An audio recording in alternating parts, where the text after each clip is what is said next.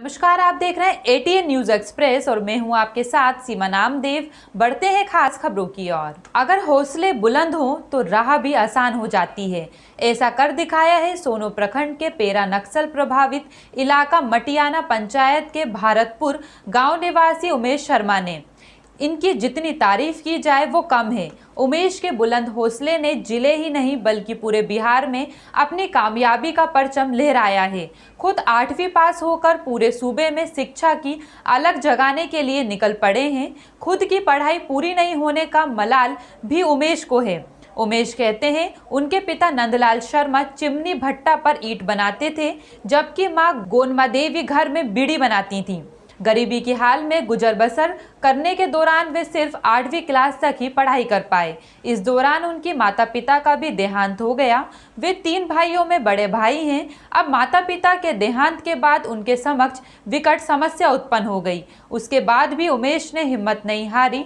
कभी चाय की दुकान तो कभी ठेला चलाकर भरण पोषण करते रहे, लेकिन समाज के पिछड़े लोगों को शिक्षित करने का लक्ष्य मन में संजोए रहे और आखिरकार एक दिन वक्त आ ही गया और उमेश ने एक रुपया जमा कर एक संस्था सुमन भारती कला सोशल वेलफेयर का रजिस्ट्रेशन कराया और उसके तहत बालवाड़ी केंद्र खोलकर पिछड़े आदिवासी व अनुसूचित जनजाति के स्कूल से वंचित बच्चों के बीच शिक्षा की अलख जगाने की शुरुआत की। इसका परिणाम है कि उमेश बालवाड़ी केंद्र के माध्यम से पूरे सूबे में शिक्षा के साथ साथ लोगों को रोजगार का अवसर भी प्रदान करने लगे हैं।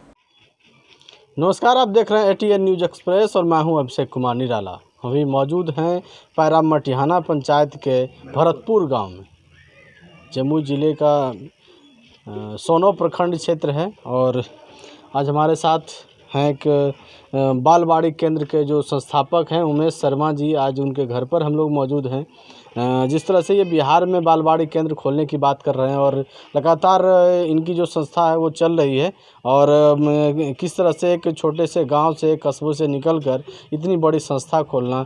आइए उनसे जानते हैं कि किस तरह से कितनी परेशानियां हुई होगी बचपन में। ये अब कहां से इस मोहल्ले से उठकर आज इतने बड़े जगह तक कैसे पहुंच रहे हैं और कैसे लोगों को मदद कर रहे हैं और शिक्षा के क्षेत्र में कार्य कर रहे हैं।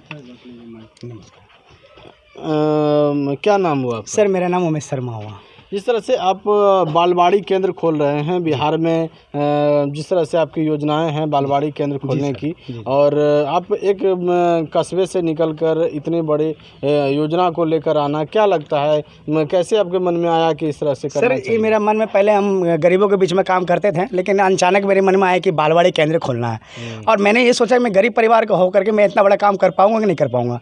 लेकिन जैसे ही मेरा बालवाड़ी केंद्र एक खोलें और लोगों के बीच में जैसे ही जागरूक हुआ और लगातार मेरा बालवाड़ी केंद्र मैंने सोचा कि 10-20 को चलाएंगे, लेकिन ऑटोमेटिक मेरे दिमाग में बात आ गई पूरा बिहार में हर पंचायत के 5 वार्ड में मुझे बालवाड़ी केंद्र खोलना है। जो बच्चे स्कूलों से वंचित है उसको शिक्षा देने का काम करेंगे और इसी तरह से जो मेरा आज बालवाड़ी केंद्र विस्तार हुआ, 6 जिला में मेरा बालवाड़ी केंद्र खुल चुके हैं। 300 प्लस मेरा केंद्र खुल गया है। टारगेट हमारा 8000 केंद्र है पूरा बिहार में हर जिला में और जगह जगह लोग हमारे जुड़ रहे हैं। लोग बड़े लोग हमारे काम को तारीफ दे रहे हैं और लोग विशाल रूप से हमारी मदद भी कर रहे हैं। हमको किसी तरह की कमी कहीं कोई जनता के रूप से हमको नहीं मिल रहा है। हर तरह से जो पैसे का हो, अनुदान का हो, डोनेशन हो, लोगों की मदद हमारी संस्था में मिल रहा है। सर, हम ये कहना चाहता हूँ कि मेरे पास ज़मीन नहीं है, मेरे पास घर नहीं है, दुनिया को ये बताना चाहता हूँ ये मेरा मंजिल है और मैं गरीब घर का हूँ और इसी गरीब घर से मैं निकला हूँ। हालांकि मेरी पर कोई नहीं है, मैं अकेला इंसान हूँ और मैं संघर्ष किया हूँ 8 साल की उम्र से और आज मुझे संघर्ष का मुझे फ़ायदा मिल रहा है। मुझे सर रोना इस बात कर रही है, मैं खुशी से रो रहा हूँ। ये खुशी का आंसू है? जी सर, मेरा खुशी का आंसू है। एक बच्चा के मुझे तो हुआ है और एक लोग के मुझे तो हुआ है।